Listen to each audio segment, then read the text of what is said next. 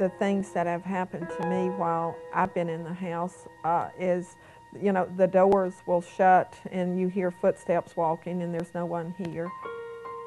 In the winter, a lot of times the doors on the second floor bedrooms will start slamming and no one's in the house.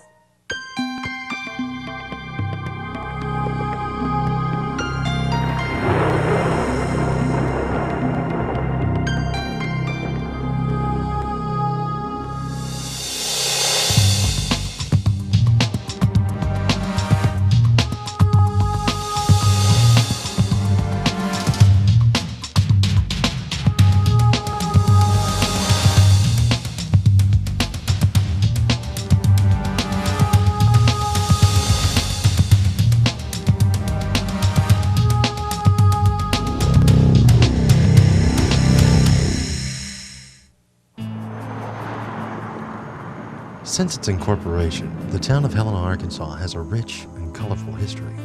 Through its evolution, it is shared in the highs of society as well as the lows of economic depression. Helena stands as a reminder of what was once great and thriving can be lost to the modern age thinking of quantity over quality. Founded in 1810, the small community began as a thriving Mississippi River port, larger in size and importance as Memphis would become. Helena was the site of one of the bloodiest battles in the Civil War. Being such a strategic location along the Mississippi River, the Union was quick to invade and occupy the township in 1861. However, on July 4, 1863, the Southern rebels were planning an attack that would bring control of the port back to the Confederacy. Unfortunately, miscommunication led to a massive defeat, leaving 1,437 Confederates dead and countless others wounded. This horrific battle has been overshadowed and faded in importance to the more prominent battle fought that same day at Gettysburg. Magnolia Hill Bed and Breakfast, built in 1881, is located on the site of one of the bloodiest confrontations between the North and the South, and many have reported ghostly phenomena inside the grand old home. Could it be the fallen soldiers not ready to accept the defeat that was handed to them all those decades ago? Or could it be the former members of high society that remain, seeing only the glory that it once was, reliving the moments of splendor that they enjoyed there? Our team of investigators are geared up to find out. Original owners of the house is Charles Lawson Moore and Mary Horner Moore. And these are their photographs that are on the wall. They've been hanging in the house since I bought the house. And they started building this house in 1895, and they lived here until 1939. And if you'll go upstairs with me, I'll show you the rooms in the house. Typically, we'll meet with the owner when we arrive at the location. That person will take us room to room, give us some information about where activity has occurred. We'll determine what are the hot spots, so to speak, and set up our cameras there. We may have to move the cameras later on in the evening if there's no activity during the time that it's been there. I would say at least several hundred people have told me about strange activity that's happened to them while they stayed here overnight. Most of the time it's small incidences, and they would say, I'm not really sure if I should even say anything but this happened.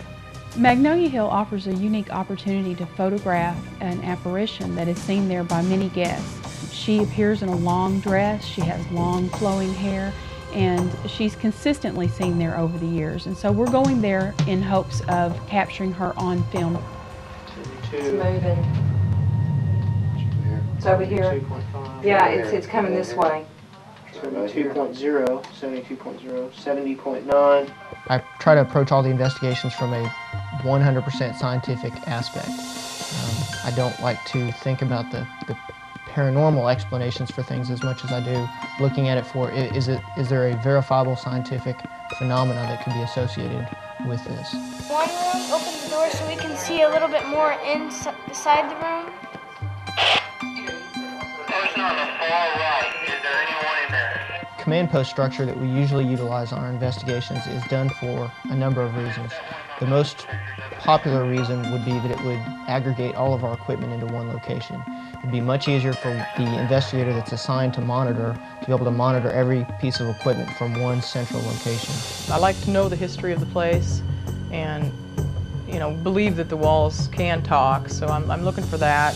What's happened there before? Why would this place be haunted? And why would there be some kind of residue, from another world? I heard the same sound, but with a harsh knock, like this. And the door was open when I came out.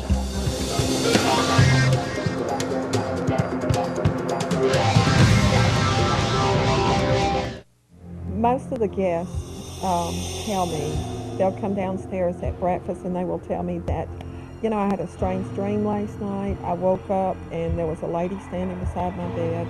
She had long blondish brown hair. She was just looking at me and then she disappeared. They all tell me the same story. Magnolia Hill investigation was unique from the standpoint we used a lot of cameras, 4 cameras on 3 different floors, and we really wanted to observe everything going on in the house and in some manner or another capture something on video that can't be explained. I consider myself to be somewhat the skeptic of the investigation team. Having a photography and video background as I do, I'm pretty much let me photograph it and then upload it. Our approach to doing an investigation is to do as clean an investigation as we can. We tend to avoid shooting into mirrors or having any sort of things that can introduce artifacts into the image that can discredit what we shoot. Well, when the group arrived at Magnolia Hill, we meet at the command post, usually for our assignments for the evening. Larry has those, and he usually stations everyone where we need to go. I was awakened by sounds around 2 o'clock in the morning. We got up, we looked out in the hall, we walked down to the end of the hall. When we got to the 3rd floor entrance, the door was open. The door is almost always shut, and I'm almost positive when I came up the stairs to go to bed, the door was shut. So I shut the door and went back to the blue room. A little bit later, I heard the same noise. I got up from the room, the door was open. Now you can see that the door does not open easily. This time, I shut the door tightly. I grabbed this chair and I put the chair tightly under the doorknob to keep the door shut. About 30 minutes later, I heard the same sound, but with a harsh knock, like this, and the door was open when I came out. I was very shaken, very upset, so I grabbed a huge seating chair that had stuffing, pushed it down the hall, put it in front of the door, shut it tightly, went back to my room and locked myself in the bedroom. When I went through the house the next morning, there was no one in the house. The doors that had been locked were locked, and all the doors going to the outside were locked, and they'd been locked from the inside as they had been the night before. I'm never scared when I'm on an investigation. One reason why is I feel that we have a really good team of investigators. That's probably why I'm so comfortable. We're real tight-knit. We all know each other real well, and so I never get scared.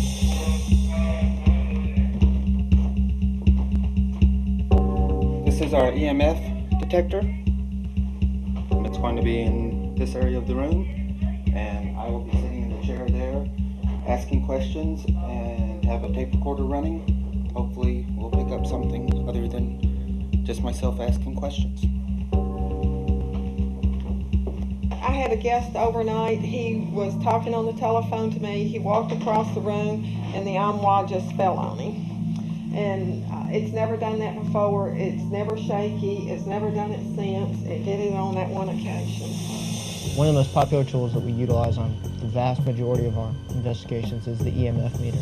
The EMF meter is the electromagnetic force that surrounds everything at all times. Cell phone emits EMF radiation, electronic devices emit EMF radiation. EMF radiation that's above the normal level has traditionally been associated with paranormal activity. Because we don't want to have a false reading when we're doing an investigation. So when we know where there is wiring, we'll set our EMF detector somewhere where there's not, and then if anything out of the ordinary comes along, the meter will go off.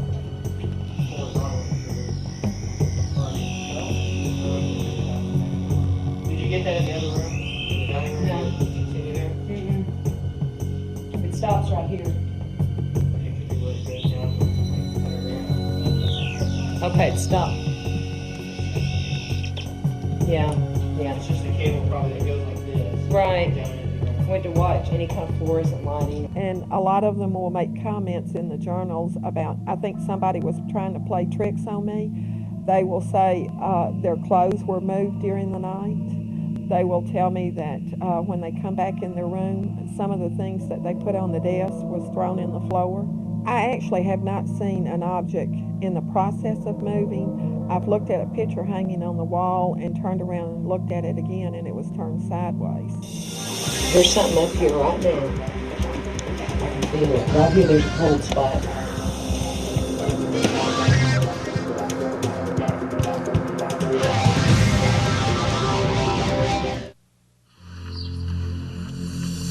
Ooh, cold right here. Yeah, you feel this cold spot? You got your temperature gauge? There's a cold spot right here. Do you feel this?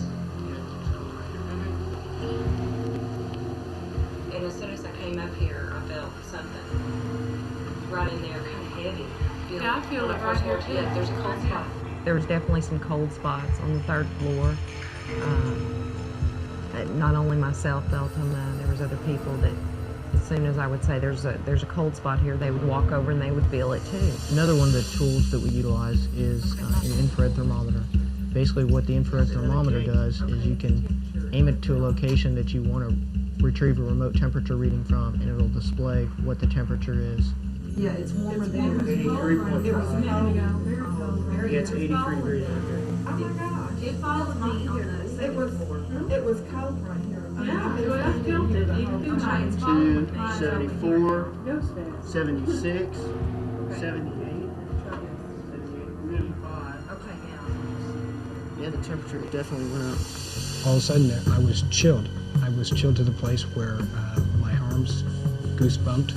It wasn't a chill that can really be explained as a temperature because it didn't seem to come from anywhere. It just all of a sudden was there. Again, being skeptical, I looked up for vents to see if it's a vent where the heating and cooling system was on, and it wasn't. We were near no windows. There wasn't any source for a temperature drop. And it was significant. I mean, I felt like I needed a jacket. And it was probably lasted maybe 10 seconds, and it was gone. And I was fine. But I can't explain it. In addition to seeing a lady appear at the foot of their bed, she will also sit on their bed. And they tell me that they feel the weight of the bed go down, and then they will feel the weight of the bed go back up again. And that's happened a lot of times, and it seems to frighten men more so than it does women. I've heard this probably 10 different times, and there is a large size light that will bounce about where the border on the ceiling goes, and it's happened in several rooms, and it will bounce around the room for maybe 10 minutes or more, and then it will go away. And my guests all tell me they get up and search the windows, search the room, trying to find out where it comes from, and they can't find a source. With the advent of modern digital technology, the phenomena that is orb photography has caused a great debate between the scientific community and the true believers in life after death. What these glowing balls of perfectly symmetrical circles represent is a true enigma to both sides, with neither able to fully explain, disprove, or convert the other's beliefs as to what they are or where they come from.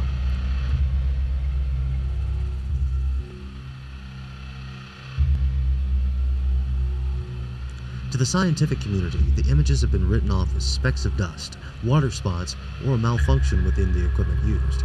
However, the malfunction argument in regards to digital cameras, both video and still, doesn't hold up to previous findings on 35mm and other types of film.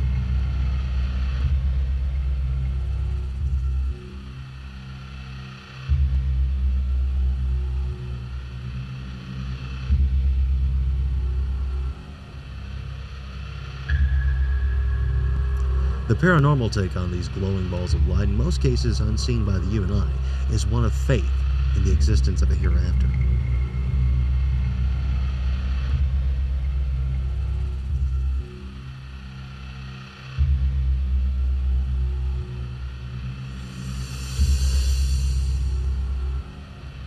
Some believe that the orbs are the disembodied spirits of those who have passed on, no longer relegated to the physical realm and its duties as the animator of the flesh.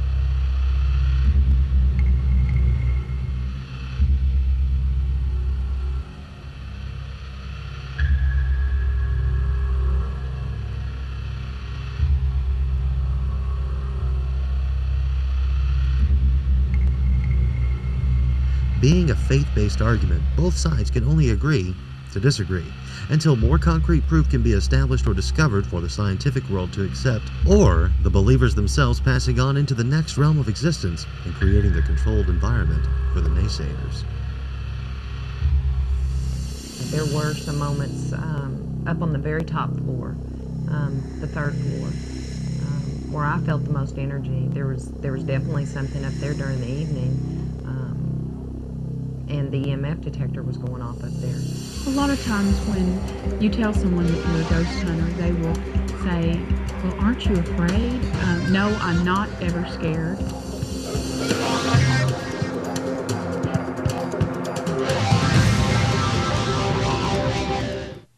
I think there could have been a little bit more communication. We should have set our cameras up in different places rather than keeping them stationary for the evening, which is something that I learned on this investigation. And like I said, you know, on the next investigation, I'll know that. What's our expectations? We really don't have expectations, we have hopes.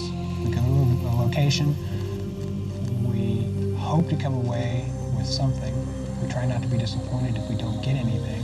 Because there's too many personal encounters people have in general to just not have some explanation. This evening we did not walk away with the full-bodied apparition that we came for, but overall I think it was productive. We had some very interesting images that showed up on film, on our digital cameras. We had cold spots here and there that we were able to determine with our thermal scanners. On the positive note, we did learn some new things as far as equipment setup and teardown. They live in the house just like I do, I think. And I think sometimes when some of my guests are not expecting anything, they think it's amusing to surprise them. Not really scare them much, but just frighten them a little bit or make them think about it. And I think they're just enjoying their time here. I don't think they're up to anything harmful. I think they're spending time here like I'm spending time here and they're enjoying it. I'm not as skeptic as some people, but I do keep an open mind. There's explanations for things, but then there are the things that there are no explanations for right now. And I guess that's what it is. It's a passion, trying to find something that's unexplainable and have it explained to me. I go, it's just a ghost. I've got work to do. I've got things to do, and I'm going on with my life. It's so much fun to do what we do. We don't get paid for it, but you know, some people have different hobbies. Some people collect coins. We just happen to hunt ghosts.